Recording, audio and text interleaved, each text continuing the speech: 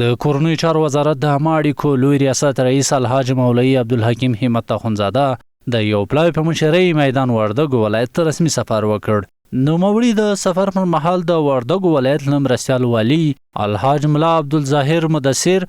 او امني قومندان الحاج مل پاسوال مولوي عبدالحق حقانی سره جلا وکتل. په دې لیدنو کې د امنیتي وضعیت، د خلکو ستونزې، د شورتي د فعالیتونو او له رسنیو سره د زیاتې همغږۍ په اړه خبرې وشوې. خو د مسؤلیت مزاج یې د اوس به ذاتي مکلف وي چې کینی د ژورنالیست مخ ته بم کینی میډیا ته بم راوځي، مطبوعاتو ته بم راوځي. که موږ دشمن تبلیغ ته پرېږدو او موږ لاسونه تر شا ورته وتړل،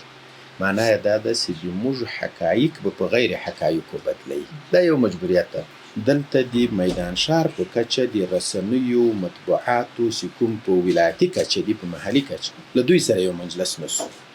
یا د تاسې په حضور کې، یا د قومندان صاحب په حضور کې، یا د تاسې د نماینده په حضور کې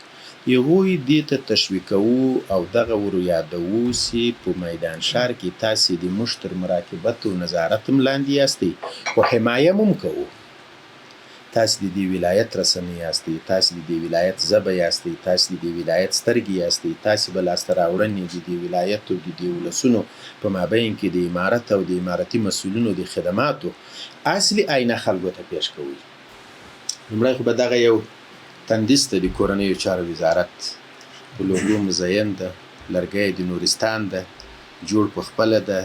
مصرف د ماوي تا مشترک پې سوی ده. دغه د تاسې د کارونو د ښه تقدیرونې په پار به زه تا ته تقدیم کړم. د دې ټولو کورنیو چارو وزارت لخوا ځینې تا ته یو جایزه غوندې ده، هغه مثال نه ده، تقدیرنامه غوندې ده. دا به دې په میز درته ایښی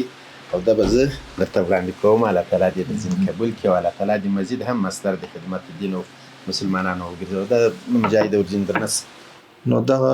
استشکار الله پاک دې تاسو ته خیر درکړي. الله پاک مو ټول خدمتونه خپل د رضا لپاره وګرځو. یقینا دا کوم بیان چې تا وکړي زه خو ډېر خوشحاله شوم. الله دې خوشحاله نو چې څونې خدمت زموږ په وسه کېږي، موږ انشاءالله ستاسو په خدمت کې موږ مو شاته ولاړ یو، موږ مو همکار یو، اطمینان درکوو. نو ځکه چې موږ ته هم د حالات معلومیږي چې دا ولس دغه کارونه ټوله غواړي، ځکه چې په کلو کلو کار سوی دی، زیانونه یې اوښتي دي چې اوس هغه خپل دیني شان په منې داسې یو خاص خلک مه حسابه، عام طور چې خپل دین و اسلام په منې دماغ ته ورچې، دا هم وخت غواړي، بالکل ډیر کار غواړي، ستړیا غواړي، مصارف غواړي، ویناوي غواړي، قسم قسم تکالیف براسي. خو زموږ ته چې اوس دا وظیفه ده په یو غټ امتحان کې راغلي یو اجمالي صاحب،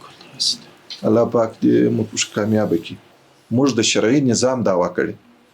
چې موږ دې ملک ته شرعي نظام راولو، چې هر څه قربانۍ مو ورکړي، هر څه هجرتونه مو کړي، هر څه وینې توی سوي، هر څه مابسونه را ډک سوي دي، هر څه تکالیف تیر سوي دي، خو موږ دا د الله یو فریضه وه پر موږ باندې وه، موږ ادا کول. پروا نه کوي، دا نه پر چا منظوروو، نه مو د چا دپاره کړي دي، چې یو الله راځي نور د چا پروا نه لرو. همداراز نوموړي د اطلاعات او کلتور ریاست کې د خبریالانو، رسنیو مسؤلینو او لیکوالانو سره ګډه ناسته ترسره کړه. د رسنیو د مسلکي فعالیت، مسؤلیت او حقیقت انعکاس په اړه خبرې وکړي. او د ټولو دغو شهیدانو چې نومونه یې دلته ثبت سوي دي، دوی کورنیو ته، دوی اقاربو خپلوانو ته د دې فتحې، د دې ویاړ مبارکي ویم چې د دوی د وینو په برکت نن یو اسلامي نظام حکیم او د دوی د ارمان مطابق نن د دوی ورونه ولسونه او مجاهدین په افغانستان کې د یو اسلامي نظام شاهد دي. د دې اسلامي نظام مبارکي د دې شهدا او مبارکو روحونو او د هغوی کورنیو ته پیش کوم. د اطلاعات او فرهنګ قدرمن رئیس صاحب چې دلته کوم ابتکار کړی او د جهادي موزیم او د شهداو د ټول د دې ولایت د شهداو ثبت نام یې کړی، د فدایانو تاریخچو ثبت نام یې کړی. د یقینا د ما او د ملګرو دپاره دغه د افتخار یو حالت ته چې په داسې یو مجلس کې سړی شرکت کوي چې په شاوخوا جهادي اثارو او د جهاد د اتلانو او فدایانو په نومونو باندې سترګې لګیږي. د الله رب العزت واسطه کوو او الله رب العزت سوال کوو چې که د موږ نور اعمال یا رب العالمین تا ته مقبول نه وي، خدای دغسې مجلسونه چې هغه د شهداو تر مبارکو نومو لاندې، د فدایانو تر مبارکو نومو لاندې، د جهاد د مبارکو اثارو په پوشش کې موږ ولاړ یو په دې مجلس کې شرکت کوو. خدای د درته ذریعه ګرځوو، د درته واسطه ګرځوو چې موږ هم د خپل مغفرت او رحمت مستحق وګرځوو. موږ د خپل مکلفیت او خپل مسئولیت په چوکاټ کې فقط څو خبرې در سره شریکول غواړو. یو د اطمینان درکوو چې تاسې هره کړنه، د تاسې هره لیکنه، د تاسې د قلم هره کرشه دغسې کوم بدلون راولي او په حقیقي ډول د نظام، ولس او د نظام د ښو کړنو انعکاس د تاسې قلم او د تاسې وینا کوي. د دې ټولو موږ په ټوله معنا سره حمایه کوو. په هر میدان کې چې د میدان وردګو ولایت اړوند رسنۍ او مطبوعات له کوم مشکل سره مخ وي، له کومې ننګونې سره مخ وي، د کورنیو چارو وزارت د نورو ورونو ادارو سره په همغږۍ د تاسې د حیثیت، د تاسې د رسنیز استقلال، تاسې له صالحو دینی افکارو، وطني افکارو ځینې په کامل ډول دفاع کوي او د تاسې په څنګ کې به ولاړي. دوهمه موضوع هغه دا ده، مخکې هم ما وویل د تاسې د قلم زور، د تاسې د فکري فوکس زور، د تاسې د فکر، د تاسې د وینا، د تاسې د کمپین، د تاسې د انعکاس زور یقینا په نظام نه، په ملک نه، بلکې په مملکتونو کې انقلاب راوستی شي. دغه قلم، دغه حنجره، دغه زور او قوت او دغه نسبت چې تاسې ته الله رب العزت درکړی ده، دغه قوت به د خپل اسلامي نظام، د خپل غیور ولس، د خپل افغاني او کلتوري ارزښتونو او د خپل امنیتي او دفاعي ځواکونو او د خپل ولس په حمایه کې او د هغوی په تایید کې صرفوي. زه اطمینان درکوم د میدان وردګو ولایت د رسنیو په رابطه دلته چې موږ څونه رادیوګانې لرو یا تلویزیونونه لرو یا نورې چاپي رسنۍ لرو، د موږ د همانګۍ داسې د سر لکه د یو کور خلک له فتحې دې خواته داسې څه نه دي پېښ شوي چې موږ هغه د تخطیو کمیسیون ملګري سره یو ځای کړو چې د پلانکې خو دا خطا شوې ده. ټول ملګري، ټول نشریات د اسلامي امارت د افغانستان د کلتور او د فرهنګ مطابق دي. نو پوره اطمینان درکوم، نورم الله پاک جل جلاله عزتمند دره. اللهم اغفر لي ولنا ولكم ولسائر المؤمنین. په تمام معنا الحمدلله امنیت قائم ده، کومې ستونزې او مشکلاتو سړی نه لرو او دغه امن موږ تاسو په ډېرو تکلیفو په ډېرو ستړیا لاسته راوړی ده. که تاسو لکه محترم د موږ ستاسو مشر همت مولوي صاحب څه اشاره ورته وکړه په دا کاغذانو کې لیکلي ځوانان تقریبا چې شمېر یې 3000 څه باندې کسانو ته رسېږي دغو ټولې دا قربانۍ چې ورکړې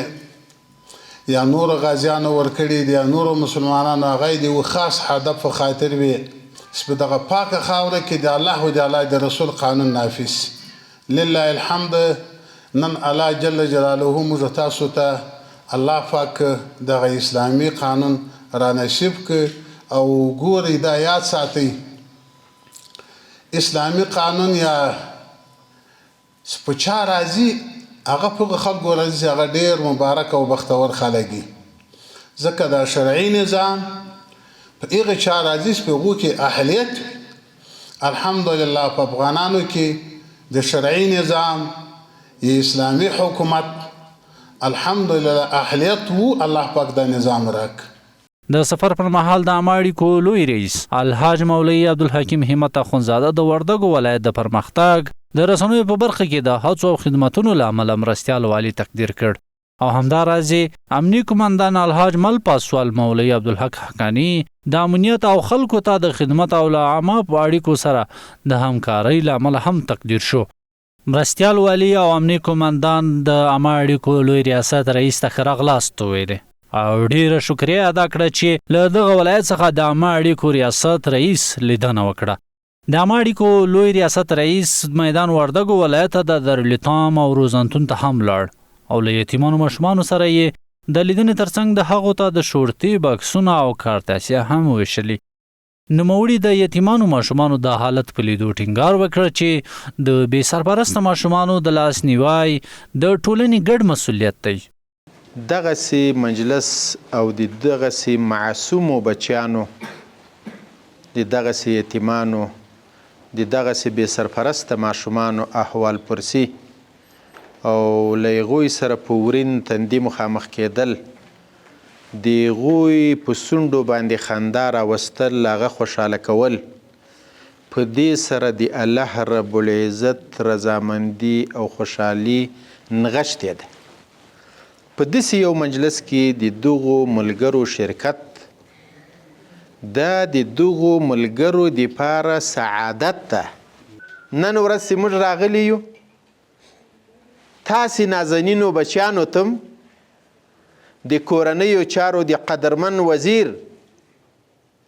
الحاج خلیفه سراج الدین حقانی صاحب حفظه الله ورعاه د هغه تحفه هم تاسې ته راوړې ده تاسې ته قرطاسیه بکسونه قلمونه پارکالونه دم تاسې ته د پولیس او د شرطې تحفه راوړې ده د په دې معنا ده چې د موږ امنیتي ځواکونه دي د امارت د موږ پولیس او شرطه د موږ والی صاحب د موږ قومندان صاحب د موږ رئیس صاحب د موږ مجاهد هغه ځان مکلف بولي چې تاسې په وړاندې یوازې د تاسې د کورنیو د تاسې د سر او د ناموس د ساتنې او امنیت له مسؤلیت سره سره یوازې په هغه کفایت نه کوي بلکې په تعلیمي میدان کې د درس په جریان کې د تاسې حمایت کوي په مالی میدان کې حمایت کوي د تمویل په میدان کې حمایت کوي له دغې وجې د کورنیو چارو وزارت قدرمن وزیر او رهبري د کورنیو چارو وزارت په مجموع کې پولیس او امنیتي ځواک نن تاسې ته یوه تحفه ډالۍ کوي د یتیم ماشوم پر مخ مسکا راوستل کېدای شي د هغه د ژوند تر ټولو ستره هیله وګرځي هغه زیاته کړه یتیم ماشوم یوازې د مرستې اړتیا نه لري هغه د مینې پاملرنې درناوي او روښانه راتلونکي حق لري په همدې مناسبت د وردګو ولایت امني قومندان هم له یتیم ماشومانو سره نغدي مرسته وکړه امنیتي ځواکونه چې څومره امنیت ته متوجه دي هغومره د بې سرپرسته ماشومانو ته هم متوجه دي د دوی خدمات تربیه روزنه هم د ځان مسؤلیت ګڼي او د هیواد د راتلونکي لپاره یې لوی هیلې ورته لري آباد دی افغانستان ژوندی دی افغانستان